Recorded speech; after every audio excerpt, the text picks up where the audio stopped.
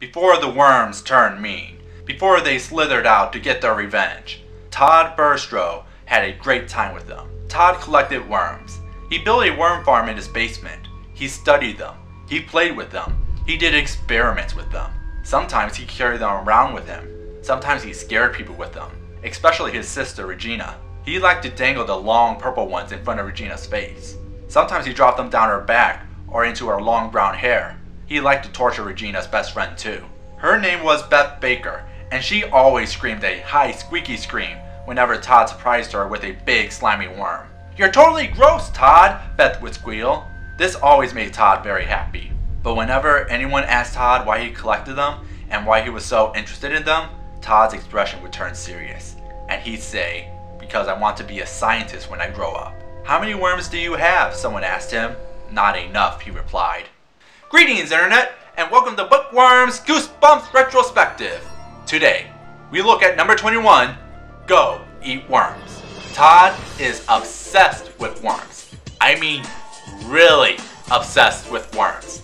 He loves collecting them, has a worm farm in his basement, and tortures his sister with them. But when he cuts one in half, the worms start acting strange. They seem to stare at him, and soon Todd is finding worms everywhere.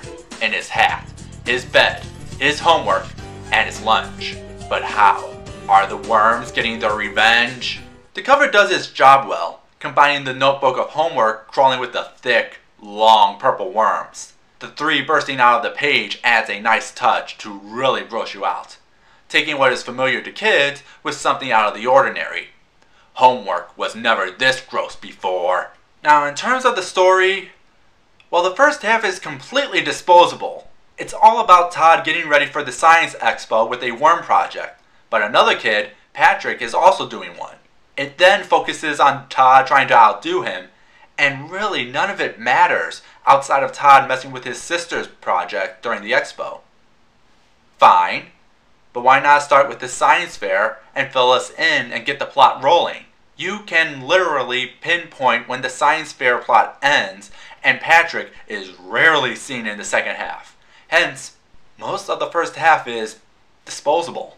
The second half does pick things up, but I wasn't really scared for Todd, cause Todd's pretty much a jerk throughout the book. When all this bad stuff was happening to him, I wasn't feeling pity for him. I was actually happy cause he is not likable. Oh, and at the end he doesn't change. Yeah, when the big reveal happens, he just replaces his worms with another bug. When the twist happens, I was like, you deserve everything that comes for what you've done. Granted, the moments with the worms do make things gross and creepy, but they can only do so much. The climax was interesting, but was resolved as quickly as it came. Really, this one didn't do much for me at all. The first half is disposable, and Todd just wasn't likable to me. What about you, Internet? What's your opinion? Till next time, have a scary day.